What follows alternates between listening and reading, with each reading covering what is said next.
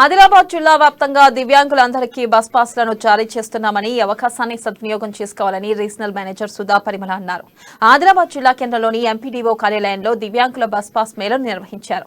ఆమె హాజరై మేళను ప్రారంభించారు. వచ్చిన దివ్యాంగులకు అర్హత ప్రకారం 26 మందికి బస్ పాస్లను అందజేశారు.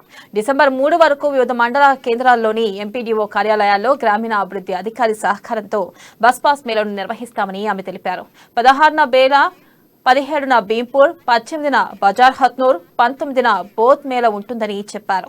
ఇక ఇచ్చిన తేదీల్లో ఉదయం 11 గంటల నుంచి మధ్యాహ్నం 3 గంటల వరకు మేళ కొనసాగుతుందని స్పష్టం చేశారు.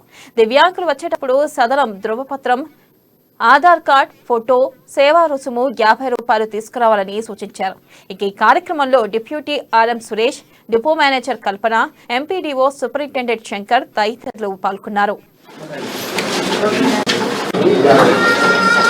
డిసెంబర్ వరకు ఆదిలాబాద్ జిల్లాలో ఉన్న దివ్యాంగులకందరికీ ఉచిత బస్ పాస్ అందజేయడానికి మేము మండల వారీగా శిబిరాలు కండక్ట్ చేస్తున్నాము.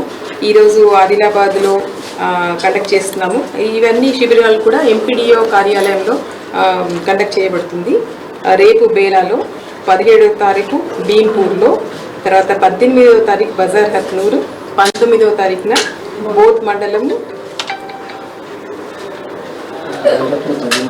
21వ తారీఖు గాదిగూడ, ఇంద్రవెల్లి, తర్వాత 24వ తారీఖు ఇచ్చోడ, 29వ తారీఖు నెరేడిగొండ, 30వ తారీఖు సిరికొండ, అలాగే డిసెంబర్ 1వ తారీఖున తలమడుగు, 2వ డిసెంబర్ తారీఖున తాంసి, 3వ తారీఖున ఉట్నూరు మండలాల్లో అన్ని ఎంపీడీఓ